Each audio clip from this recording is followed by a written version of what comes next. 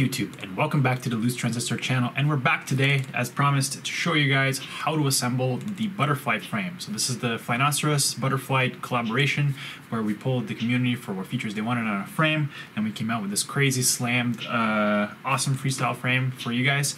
And today I'm going to show you guys how the frame goes together.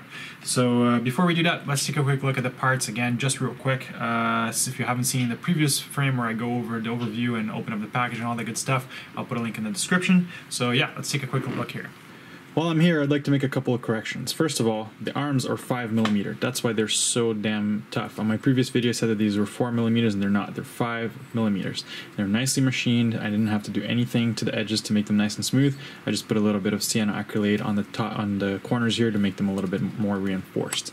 The other thing that I wanted to correct you guys is that I said that these were 2.5mm. They're actually 2mm, so they were nice and light. Also nicely chamfered, nicely machined. Just a little bit of sienna acrylate on the corner here to protect, and that should be good to go. So what else do you get on the package? So you get the bottom plate and top plate.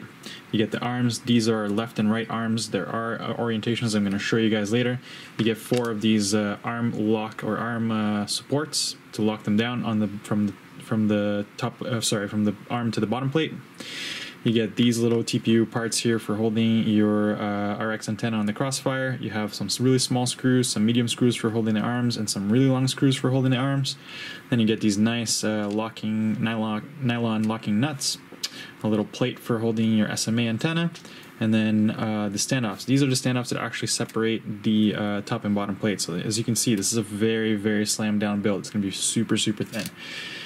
These guys right here are for the camera and the GoPro to kind of give the cradle some spacing, some structure. And these guys over here are the 2 sides of the cradle where the camera goes. So this side would be outside, because you can see here there's nicely chamfered holes, and this is the same on the top and bottom plate, so everything mounts super nice and flush.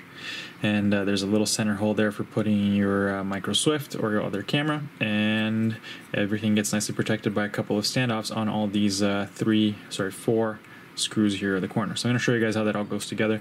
It's super easy. So yeah, let's get started with the build. I'm going to let you guys in on a little secret. I've already done this once, and I filmed it and everything else, and then my camera betrayed me and corrupted all the files. So I'm doing this again, so I'm a little bit smarter this time on how to put this all together. So bear with me here. I'm going to show you guys what's up.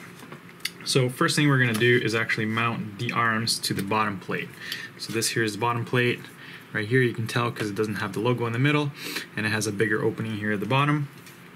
Also, you want to make sure that the side with the chamfered holes stays down towards the outside, because you're going to mount your electronics here on the center. So as you can see here on the plate, there is mounting holes for, let's see if we can get a good angle here. So there's mounting holes for 30 by 30 and then 20 by 20 as well.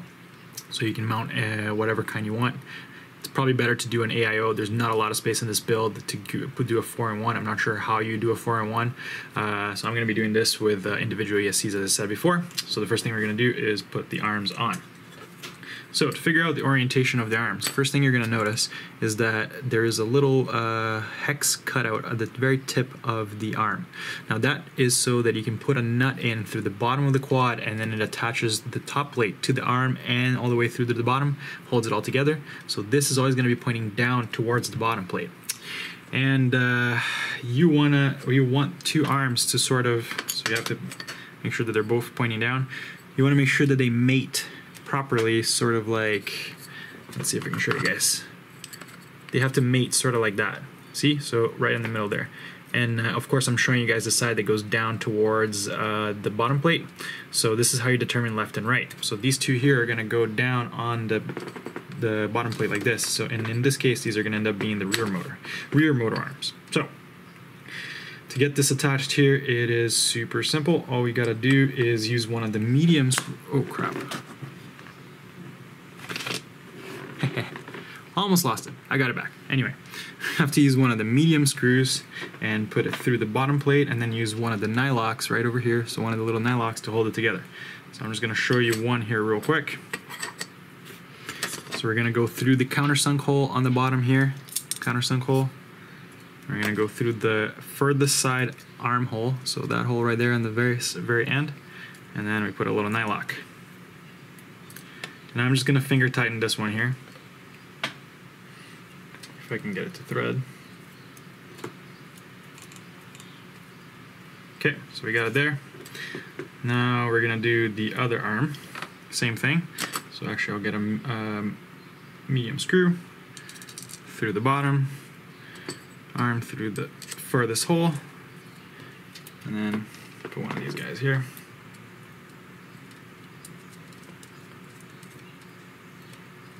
Boom, you're good to go. So now you can see what I mean when the arms meet in the middle.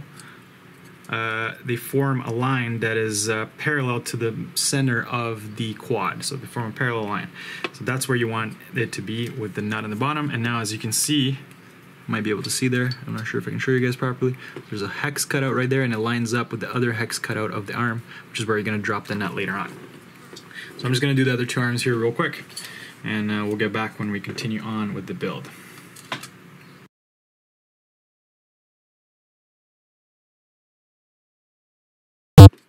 So now I'm going to do my best to just line them up. When you do use these guys right here, which are the spacers that hold the arms in place, they also have a hex cut out. So it's going to line up with that hex nut, and it's going to drop right on top of the hex nut like that. And then it's going to line up through the other hole where the screw is going to go all the way through. So you can try and line it up right now and then tighten it with, as best you can, and then tighten it with a driver.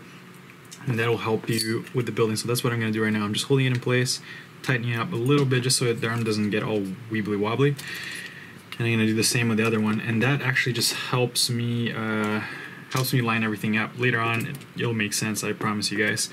So I'm just holding that there. It also helps me tighten up the screws a little bit, and I'm just going to try to get the arms as close as possible to being straight. But I'm not going to tighten it super hard. I'm going to do that later on because these are probably going to move quite a bit while we try to continue assembling the frame here. Okay, so everything is somewhat lined up, mostly lined up now, as you can see. So we got the arms mounted up. I tighten it up just tight enough to keep them in place, so you can put your motors on, you can put your ESCs on if you wanted to. Actually, before I do that, I would actually set up these little guys right here, which are the tiny standoffs, because later on, when you put this cover on your quad, it actually blocks the screws here at the tip from being removed from the bottom. So we're going to start with these guys right here. Put the bottom screws here and mount the little standoffs.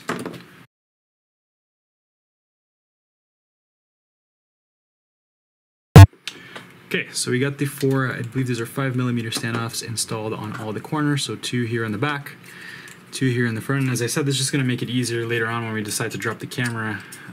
When we drop in the camera mount, it makes it just easier to deal with. The arms are finger tight, so they still move around a little bit, but it should be good enough for you to start working on the quad. If I was to build the quad right now, I'd actually take it one step further before starting to add the electronics and so on, and I would actually set up the cradle.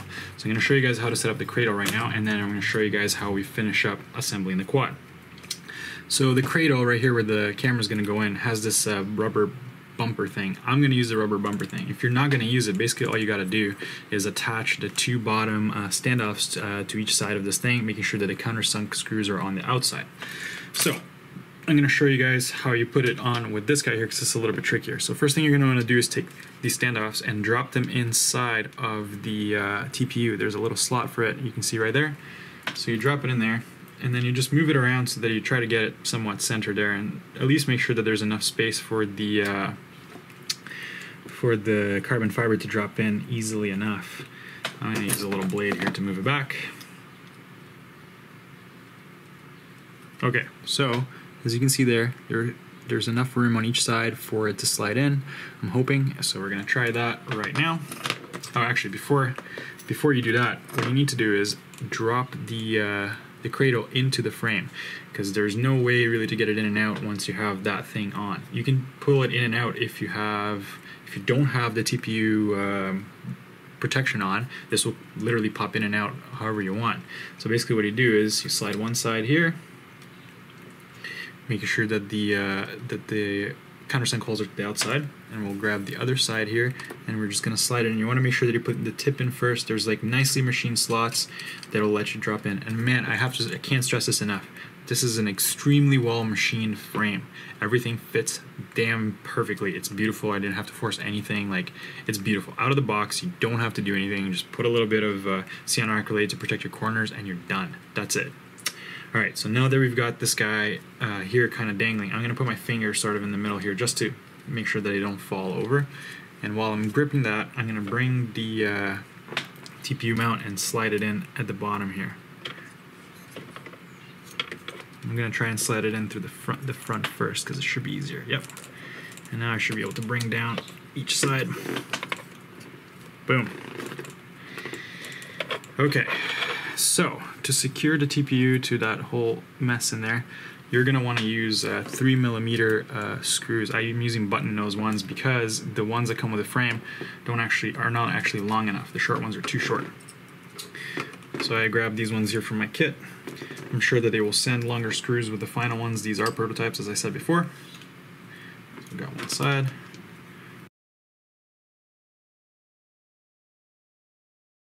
Okay, so there we go. We have the cradle mounted at the front right there, and you can drop your micro swift right in there. There's holes over here on the side of the TPU that allow you access to the screws, so you can totally put your camera in here, screw it in, adjust it, do whatever you need to do, and build your quad. So I would start building my electronics at this point. So I'd put my my Helio AIO right here, and then mount my motors, my ESCs, get everything soldered up, my RX, everything else good to go, put my camera video system in, and then I would close this whole thing up with the next parts, which are basically these guys here, the top plate, and I'll show you guys how to put the GoPro on. So before we close it all up, you'd probably want to put these guys in here on the back, so basically so that you can have your antenna mount. So basically they just like slip on like that and like this. So boom, sort of like that. You have your mount for your antenna going on each side, so you can clip your crossfire under here, keep it nice and protected, which is freaking awesome. So there it is, right over there. And you would also want to use this guy right here for your SMA, so I'm going to drop that in. And again, as I said before, these are really well machined holes, man. Everything fits super nicely, and these TPU little bits help hold it in place, which makes it right there. Your video antenna comes out, boom, freaking great, fantastic. I love the way this frame is built for freestyle. It's going to be freaking awesome. So you're done with your electronics, everything good to go, it's time to close it off. That's when you're going to use these guys right here. So they have a hex cutout, and they also have a specific left-right orientation. So basically you want to make sure that when you put them on, they sit over the nut and they kind of match the same line as the arms. So I'm just going to drop these on. And as I said before, since I used them to tighten it up, they're going to line up super, super easy with the hole that I need them to line up with. So that right there, this guy over here, and that guy over there. Boom. So there we go. We put the 4 spacers and the holes line up, and these are going to go all the way through the top plate and hold everything down. And I'm going to show you guys how. So slide the top plate on. There is a set of holes here in the front that are going to let you slide over the camera protection thing, just like that. And then you kind of have to get this guy here to fit. There we go. Just a little tilty tilt. There we go. Everything fit nicely over there.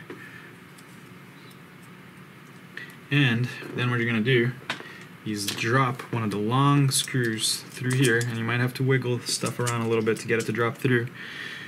Drop through the top plate, hold it, and then drop one of these guys, one of the hex nuts, into that hex cutout at the bottom of the frame right there. So as you can see, there's a hex cutout, drops right in. And then you can come with the driver through the top and just tighten it down so that you grab it. There we go. And then we can do all the other ones and then tighten it all down in unison. So here we go for the next one. I'm just going to go through it real quick here, guys. You're just going to see the whole thing done in a sec.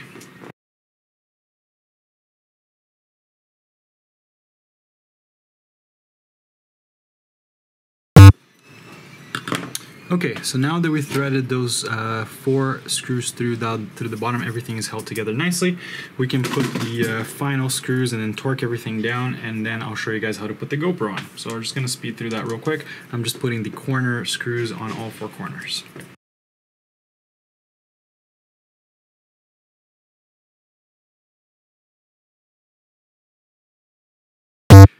So I was a little bit concerned about this frame when I first saw it because it's so long and everything else, and I was like, ooh, loose arms and everything. I was gonna feel like twisty or whatever, but no, man. Once you tighten this thing down, it's incredible how strong it actually is. Like, I can deflect it a little bit, but it's really not bad. I mean, it's not no monoplate 5mm quad, but man, I'm very impressed with how stiff it is. So that means it's going to be a fairly easy quad to tune, I'm hoping. So before we move ahead here and finish up the quad and call it done, we're going to do the GoPro mount. So you can run this without a GoPro if you wanted to, by just putting these standoffs here to give you some extra protection and so on. But if you want to mount the GoPro, basically the idea is, I think you can put, so you're going to slide it through the bottommost one here, because I'm going to run it at 45, and then I'm going to put it through the bottommost hole on this back end right here, and it should line up with the print. Yep, so it lines up on all sides. And all you have to do is take one of these small ones, and these ones will fit with the small ones because the holes are countersunk. You just have to screw them in. I'm just going to do that real quick here, and I can show you guys how you can still adjust this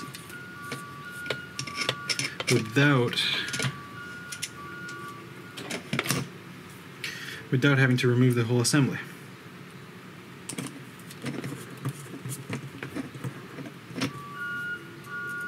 I do apologize by all the noise. It seems like it's garbage time, so lots of noise going on. Okay, there we have it. So you've mounted the GoPro, and now if you wanted to change the angle, you could literally just ratchet it up and ratchet it back. Come on.